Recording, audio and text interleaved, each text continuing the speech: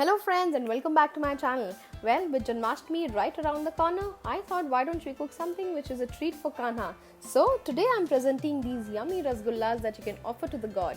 But before that, if you like my channel, please don't forget to subscribe it and press the bell icon to get the latest notifications. Let's now have a look at the ingredients first. Now, we'll start the process by first boiling the milk. While the milk is getting boiled, we'll prepare the mixture of citric acid and water. Well, if you want, you can use vinegar or lemon juice. I use citric acid because it doesn't leave a smell of vinegar or lemon juice after wash. Mix it thoroughly so that there are no particles of citric acid left in the water. Now the milk is boiled, we'll add this mixture into it and keep stirring until you find that the milk has curdled. Switch off the flame and strain the chena out. Do not throw the whey because it can be used to knead the atta for your rotis or chapati. Now rinse it thoroughly with water followed by adding some ice cubes into it. Well, adding the ice cubes actually helps in cooling down the chena and it is easier to handle it quickly. Take the ice cubes out of this chena because now it is easier to handle. Now transfer this chena into a muslin cloth or a mesh cloth and squeeze the water thoroughly. We do not want any amount of water in it, otherwise the rasgullas are not going to puff up. Keep the chena aside so that there is no more water in it. Now let's start preparing the sugar syrup.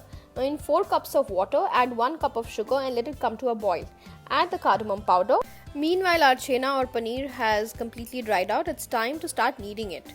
This process is very crucial because kneading is the most important part of making the rasgullas. Knead it really smooth and then after a while, add the all-purpose flour mentioned in the description followed by a pinch of cardamom powder. Now mix all of these together and start kneading it. You have to make sure that you knead it really smooth. It takes almost 15 minutes. The dough looks really smooth. It's time to start forming the balls or the rasgullas. Now pinch out a lime-sized ball and start forming into a circle or a sphere. Well, I would give you a tip here. Roll and press between your palms to avoid the cracks. Now that it has formed into a ball, I would show you something. Can you see that my palm is completely clean and there's no residue on it? That's a clear indication that your rasgullas will not have any cracks.